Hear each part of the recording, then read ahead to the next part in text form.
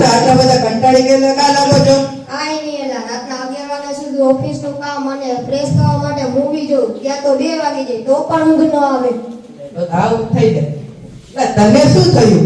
મને તો પેટમાં દુખે છે. આવતીકાલે પીઝા, બર્ગર, મોમોસ, પાણીપુરી ખાવાની તો મજા જ પડી ગઈ. એટલું બધું ખાધા ખાસ કરો તો એવું જ થાય ને.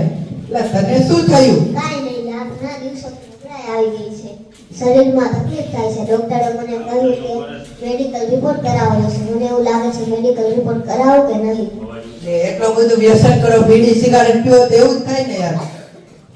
ભાઈ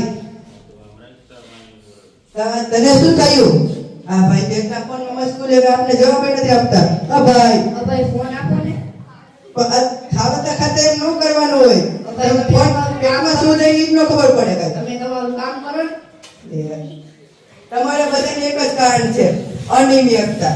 એકને નકરું ખાધા ખાત કરવું, એકને રાત 11 વાગ્યા સુધી ઓફિસનું કામ અને પછી ફ્રેન્ડ જોવા મૂવી જોવા તો અડધી રાત થઈ ગઈ. એકને વ્યસન કરવું નકરું, એકને ખાતા ખાતા નકર ફોન જોવો.